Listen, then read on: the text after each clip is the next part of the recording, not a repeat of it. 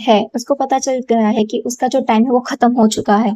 ना स्क्रीन, ना एक्सप्लोजन, बस वो खुद को साइलेंटली खत्म कर देता है। That is apoptosis.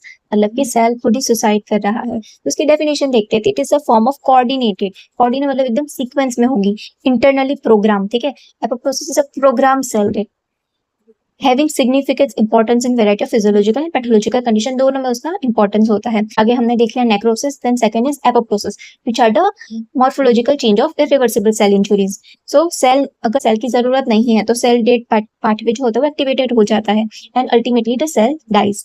It is not accompany by inflammation या फिर कोलेटरल टिश्यू डैमेज। हमने आगे देखा था जो नेक्रोसिस है वो इन्फ्लेमेशन एकम्पनी करता है, उसके जो सराउंडिंग सेल्स है वहां पे इन्फ्लेमेशन होगा, बट एपोप्टोसिस के अंदर सराउंडिंग जो सेल्स है वहां पे इन्फ्लेमेशन नहीं होगा।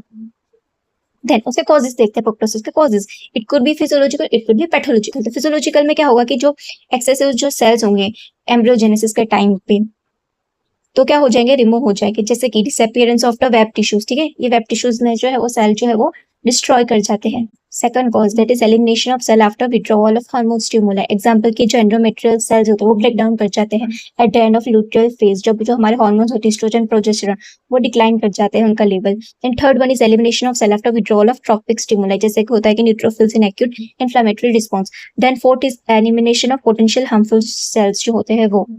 देन पैथोलॉजिकल केस के अंदर देखते हैं occurs in disease state lead to cell loss and tissue damage। Tissue के कब होते हैं कि जो डिजीज कंडीशन होती है वहां पे होते हैं।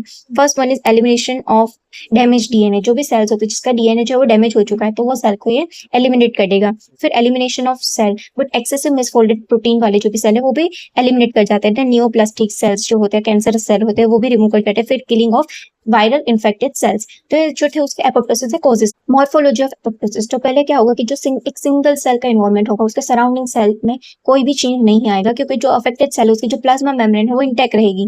देन सेल क्या करेगा, श्रिंक कर जाएगा अलॉन्ग विद ऑर्गेनल्स। तो नॉर्मल सेल है फिर जो है सेल वो श्रिंक कर जाएगा। श्रिंक करने की वजह से क्या होगा, जो प्रोटीन है वो कंडेंस कर जाएगी, गिविंग आउट इओसिनोफिलिक साइटोप्लाज्म। इसको क्या बोला जाता है, ममीफाइड सेल भी बोला जाता है। देन पिग्नोसिस होगा, फिर सेल मेम्ब्रेन क्या शो करने लगेगी, बेल्ब्स, ऐसे बेल्ब्स शो करने लगेगी। फिर जो ये बेल्ब का जो फ्रेगमेंटेशन हुआ है वो कन्वर्ट हो जाए मेम्ब्रेन बाउंड एप्रोटिक बॉडीज के अंदर, ठीक है। फिर वो क्या compose of cytoplasm and condense organelle, जो किससे बना हुआ होगा, साइटोप्लाज्म एंड कंडेंस ऑर्गेनल से बना हुआ होगा एपोप्टोटिक बॉडी। अल्टीमेटली जो एपोप्टोटिक बॉडीज है उनका भी क्या हो जाएगा, फेगोसाइटोसिस हो जाएगा। तो मैकेनिज्म में पहला क्या होगा, एपोप्टोसिस को इनिशिएट करना पड़ेगा। इनिशिएट कैसे होगा, दो रीजन से। पहला कि withdrawal of normal cell survival signal, जो भी नॉर्मल सेल को नॉर्मली सर्वाइव करने के लिए जो सिग्नल चाहिए दे विल बी विड्रॉ, या फिर एजेंट ऑफ इंजुरी की वजह से होगा। तो उसके अंदर दो मैकेनिज्म्स है। पहले की है intrinsic, that is also called mitochondrial pathway.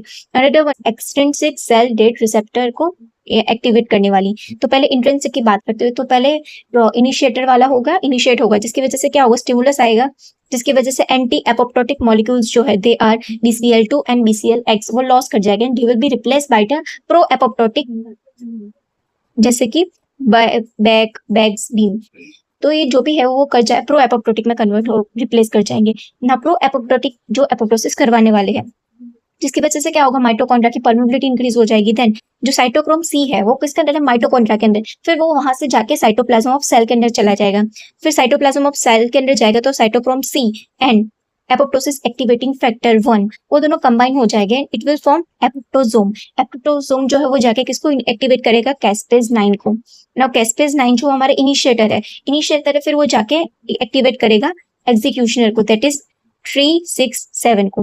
Extrinsic की बात करते हैं तो एक्सट्रिंसिक में क्या होता है, कोई भी इंजुरियस स्टिमुलाई आता है फिर क्या करता है वो एक्टिवेट करता है डेड रिसेप्टर को ऑन सेल मेम्ब्रेन। देन जो हमारा FAS है दैट इज एक ट्रांस मेम्ब्रेन प्रोटीन होता है, दैट इज CD95। फिर वो जाके कंबाइन हो जाता है किसके साथ, एक लिगेंड के साथ, FASL के साथ। तो ये लॉक इन की जैसे ये हमारा प्रोटीन है एंड लिगेंड है वो दोनों कंबाइन हो जाते हैं और वो जाके क्या करते हैं, एक्टिवेट करते हैं फर्स्ट एसोसिएटेड डेड डोमेन को साइटोसोल के अंदर। फिर वो जाके एक्टिवेट करेगा किसको, कैस्पेज 8 को, और फिर अल्टीमेटली वो एक्सिक्यूशनर को एक्टिवेट करेगा, दैट इज 367। अल्टीमेटली फिर क्या हो जाएगा, फेगोसाइटोसिस हो जाएगा एपोप्टोटिक सेल का। डायग्नोसिस कैसे करेंगे, तो डायग्नोसिस में पहला एक होता है एनेक्सिन 5 मार्कर होता है एपोप्टोसिस के लिए, it is very important for MCQ questions. Then gel electrophoresis करेंगे एंडोन्यूक्लियस को यूज करके। तो एपोप्टोसिस के अंदर क्या होगा, स्टेप लैडर पैटर्न फॉर्म हो जाएगा। और नेक्रोसिस के अंदर कैसा फॉर्म होगा, स्मीयर पैटर्न फॉर्म होगा इसके अंदर जेल इलेक्ट्रोफोरेसिस के अंदर। फिर टनल स्टेनिंग करेंगे। टनल स्टेनिंग मतलब कि क्या, सेल की डेथ तो हो चुकी है, फिर वो जो डीएनए जो है वो फ्रेगमेंट कर जाता है, वो उसका एविडेंस होता है और एविडेंस हमें कैसे पता चलेगा? टनल स्टेनिंग से पता चलेगा। तो एपोप्टोसिस में क्या होगा? वो पॉजिटिव देगा, क्यों? क्योंकि वहाँ पे डीएनए फ्रेगमेंट ऐसे हो चुका है और हमें वो टनल स्टेन पॉजिटिव देगा, बट नेक्रोसिस के अंदर नेगेटिव देगा।